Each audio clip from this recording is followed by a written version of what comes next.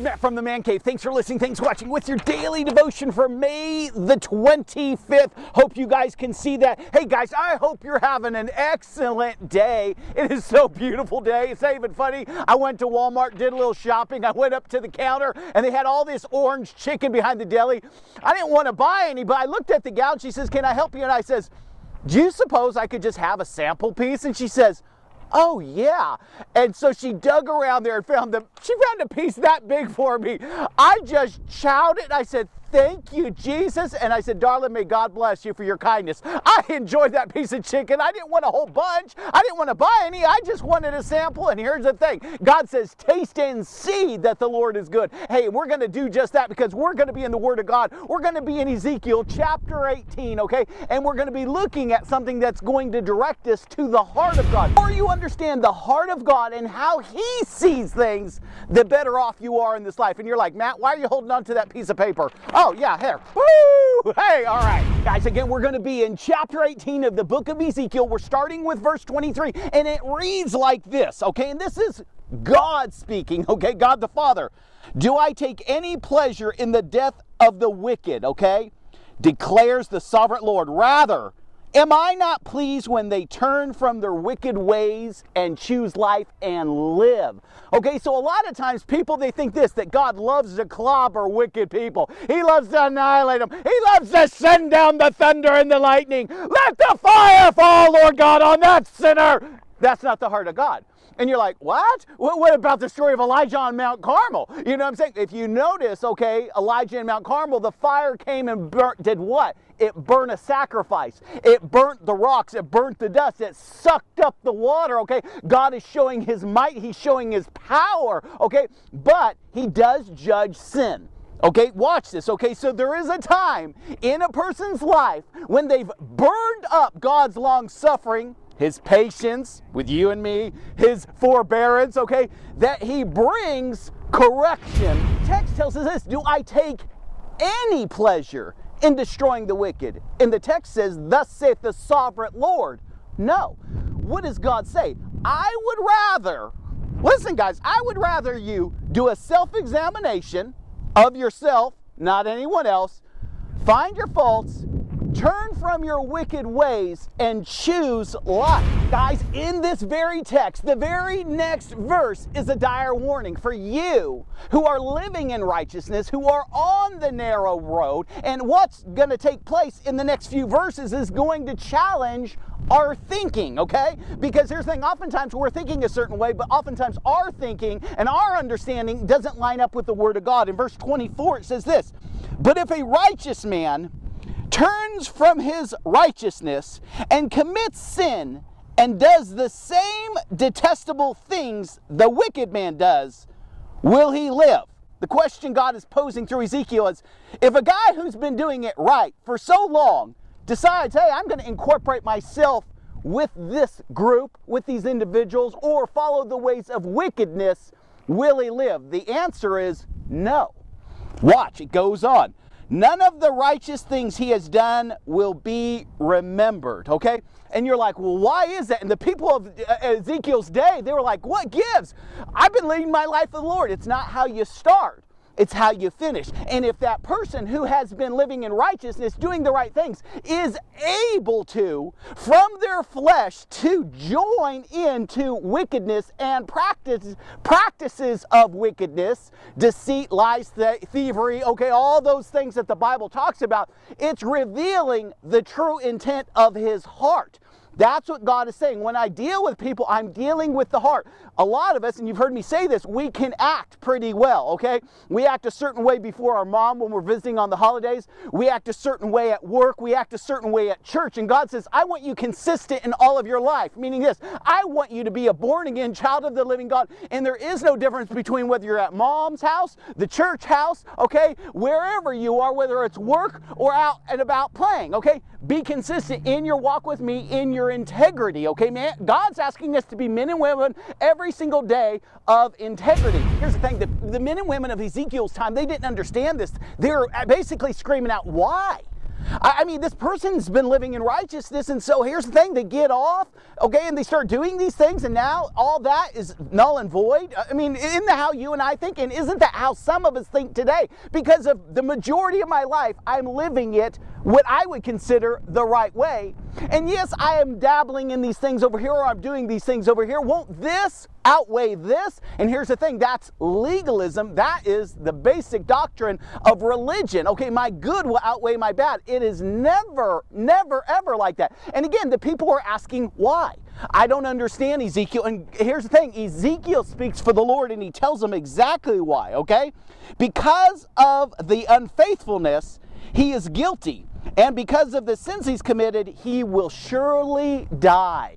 Okay? It's just a matter of time. Because I think a lot of people today, they look at their life and they think, 90%. We put percentages on our life. You know what? 95% of my life, I'm doing good. What God would approve of.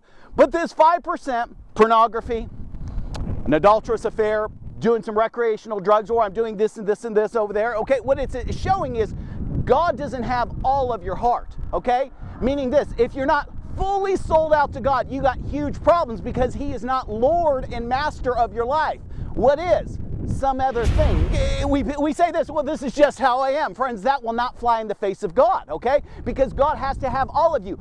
Did Jesus die, 80% of him die on the cross?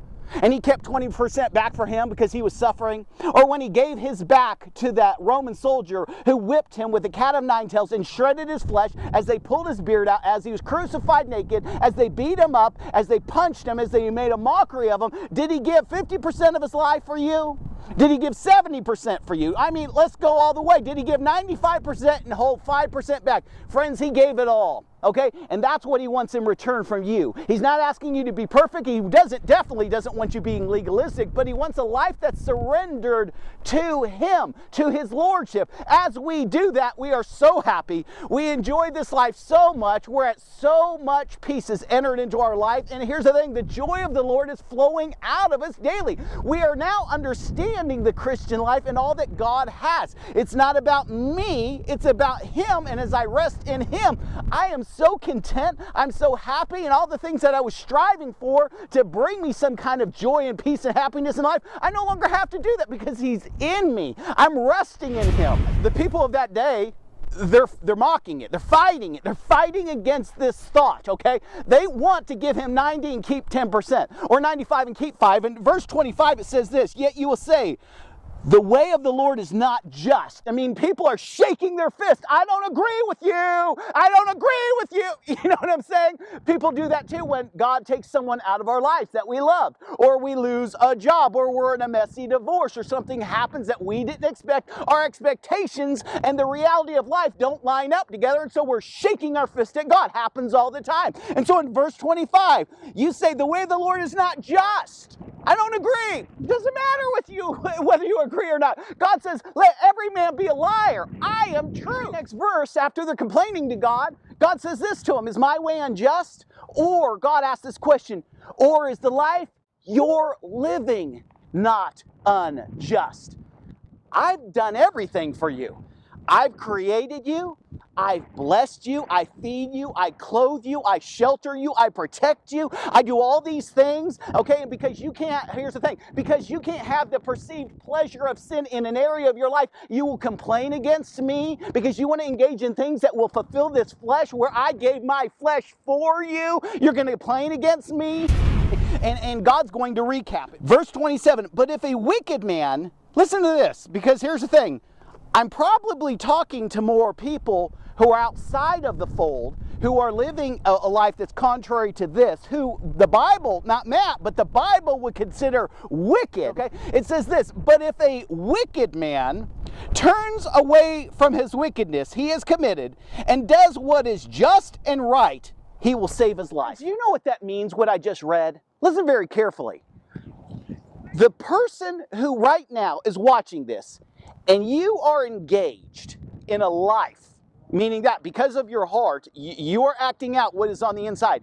you've been engaging in things that you absolutely know are absolutely the opposite of the Word of God and God's will for your life, and where the direction that His Spirit would lead you, and you've been living in that for so long, God is saying, if you will turn, repent, get right with me, I'll save you. I just think this is totally awesome. So the guy who knows nothing about God, who's been living recklessly, okay, partying up, who has committed sin after sin after sin against Almighty God, God's saying this: if light shines into your heart, you're able to respond, you're able to repent, I will hear your prayer and I will forgive you. And here's the thing, let's put the frosting on the cake so it all makes sense, because it's like, it's kind of a scratcher, isn't it? You're like, well, it sounds like I could lose my salvation. No, you can never lose your salvation. Here's the thing, what you were doing was just, okay, acting out righteousness. You weren't applying Christ's righteousness to your life, allowing His life to flow in and through you. The person who's living like a hellion, who responds to the light and asks Jesus into their heart, is more likely to be saved than the person who's raised in the church, who's just acting like it, okay, and is doing good works. But God brings the matter to the conclusion in verse 30. He says this: I will judge you. Meaning this, there is a time when we're all going to give an account of our lives. Where are you standing when you die? That's really what it matters. Because I know a lot of people, they thought, I've done all this good in life. All the good in the world isn't enough to cover one sin that you've committed. You and I have both committed sins against Almighty God. Not one, not 1,000, probably billions of sins against Almighty God, okay? By word, deed, and action, okay? We say one thing, but we do another, and we think other things, and we're evil in heart. The Bible says that, not Matt. Golly, but listen to the whole text. It says, I will judge you, each one of you, according to his ways, declares the sovereign Lord. What does He say? Listen to these words. The next word out of His mouth is this: repent. Get right with me. I'm telling you ahead of time what's going to take place. God's not sugarcoating. He's not trying to hide He's not trying to hide it. No, God is so forward in what He's requiring of you and me. He just tells us straightforward. He says this: you're going to stand before me. You're going to give an account of your life. If you're in Christ, you're okay. If you're outside of Christ, you're not okay. If you're doing works, you're not okay. If you're in evil when you die, you're not okay. Okay? He's saying this to all of us, me included, you and the guy doing evil and the guy trying to get to the heaven by his good works. He says, repent. Turn towards me. It's solely Christ. It says this: turn away from all your offenses. Then sin will not be your downfall. He says turn. Then sin's not going to be your downfall. That's going to lead you to destruction, okay? Listen to this. I love 31. It says, rid yourself of all offenses you have committed and get a new heart and a new spirit. See, God tells us what is required right there. What does that mean? Well, here's the thing. All these false religions, all these cults, all these belief systems, none of them deal with a new heart and a new spirit. What is that? That is a gift from Almighty God, okay? And that is the exchange life. That's what it means to be born again. Up until this point, we're trying to make it right with God. We're trying to do it in and of our own strength. We're trying to join this and this and this and do this, and this, and it just doesn't work before God because of His holiness, because of who He is. You're comparing yourself to a guy that's going to hell. Because I know people are always comparing themselves to someone else. Well, I'm better than Larry, and Bob over here is a drunkard. You know what I'm saying? And I put a few bucks in the offering plate. Friends, why yourself to evil men? Man, that's not going to heaven. And we think we're okay because we're better than that guy over there, or that guy over there, or this gal over there. It says this: get a new heart, get a new spirit. Well, how do I do that? From Him. See, there is nothing you are going to bring to heaven that's going to get you in the door. Nothing. But that is against, look at what I just spoke, is against every cult, every religion, every false doctrine out there. They think they're telling you you're going to add to and incorporate things to help you. Nothing can help you because you're wretched, okay? It is only Jesus. That's why when we're rewarded in heaven and we're given these crowns, everybody throws them at His feet. That's what the Word of God says. You brought nothing. You came as a pauper. You came as a poor man. Naked I left my mother's womb, and naked I shall return unto God, okay? You come naked to God, and that's what He wanted. So He gets the glory. So the only thing that can come out of your mouth is these words: thank you, Lord. Let me just tell you real quick, again in closing. You're like, Matt, you've been closing for like 10 minutes now. Listen, stick with me, because this is really good. This is from the Lord. Many people are living a lifestyle which they think is acceptable, meaning the things that they've done and are doing have incorporated in their life on a daily basis, okay? They've made an arrangement thinking, I'm okay here, okay? But the first part of the text says if that person who says they're in righteousness is choosing to do things that are contrary to the word of God, it's revealing their heart. It's revealing who they truly are on the inside. They're really not saved. It's not a Christian that's going back to the filth. It's a person who really only had an understanding of God, okay, who is just continuing to live out what they are naturally, okay? Because all of us have said, hey, I mean, listen, I've done it in the past. Let's not talk about you. Let's talk about me. 20 years ago, I was thinking, well, I'm going to church. I'm tithing, okay? I don't steal. I don't lie, okay? I'm doing all these things. It's okay for me to do this over here. It really is. God's going to look the other way. God can never look the other way because of who? Him. Friends, you know what a lot of people like to do? They like to dismiss the little things. That's what we like to do. I included. We like to dismiss the small little things. This isn't no big deal. It is a big deal because why? Are you telling me this little sin's going to take me to hell? No, I'm telling you that little sin reveals what your heart is about, which is going to send you to hell because you don't have a personal relationship with Jesus Christ. You've never been given a new heart. The old has passed away. All things have become new, and you never got the Spirit of the living God living on the inside you. It's you. It's you trying to make a way, and your way is going to fall short of the glory of God. Friends, don't do it. Do it God's way. This is Matt. Hey, guys, I love you. Give me a hug. Give me a hug. I love you. Hey, this is Matt from The Man Cave.